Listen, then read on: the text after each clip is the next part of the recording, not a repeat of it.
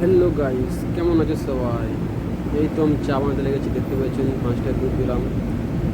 দুধ দেওয়ার পরে একটু লেড়ে নিলাম, দেখতে পাচ্ছেন আছি আমি।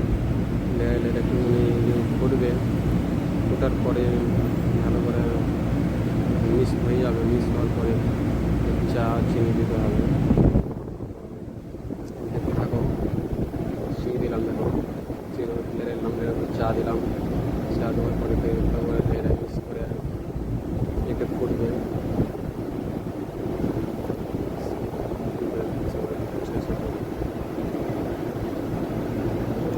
তাই আমি ভাবলাম কি তোমাদের বসে শেয়ার করে সবাই দেখি রাখে গেল সাদা কী করে বানিয়েছিলাম।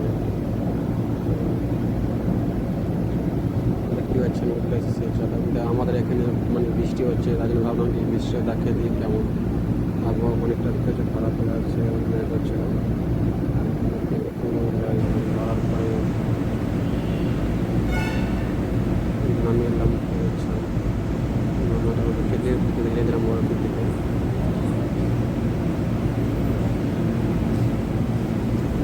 বলার পরে দেখতে পাচ্ছি আমাদের একটা কাকলা বাস এসে খাওয়ার জন্য, ওই আগে হাই